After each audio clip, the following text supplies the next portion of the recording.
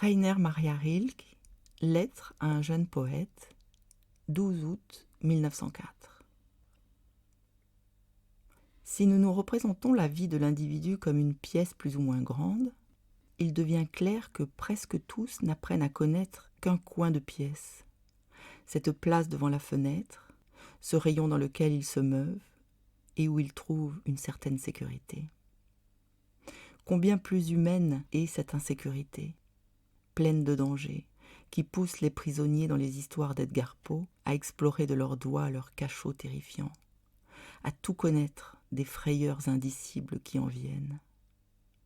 Mais nous ne sommes pas des prisonniers. Nulle trappe, nul piège ne nous menace. Nous n'avons rien à redouter.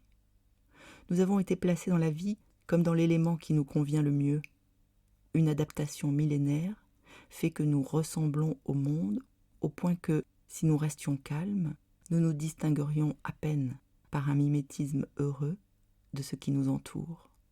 Nous n'avons aucune raison de nous méfier du monde, car il ne nous est pas contraire. S'il y ait des frayeurs, ce sont les nôtres. S'il y ait des abîmes, ce sont nos abîmes. S'il y ait des dangers, nous devons nous efforcer de les aimer. Si nous construisons notre vie sur ce principe qu'il nous faut aller toujours au plus difficile, alors tout ce qui nous paraît encore aujourd'hui étranger nous deviendra familier et fidèle. Comment oublier ces mythes antiques que l'on trouve au début de l'histoire de tous les peuples, les mythes de ces dragons qui, à la minute suprême, se changent en princesses. Tous les dragons de notre vie sont peut-être des princesses qui attendent de nous voir beaux et courageux.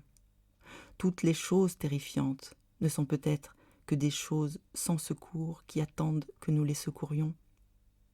Aussi, cher monsieur Capus, ne devez-vous pas vous effrayer quand une tristesse se lève en vous, fût-elle une tristesse plus grande que toutes celles que vous avez vécues.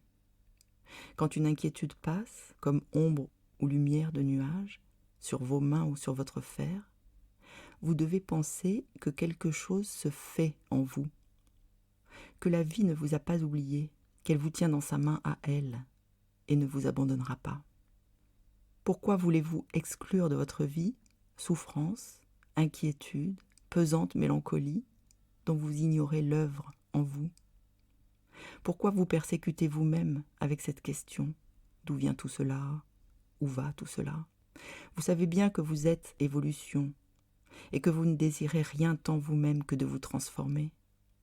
Si certains de vos états vous semblent maladifs, dites-vous que la maladie est pour l'organisme un moyen de chasser ce qui lui est contraire.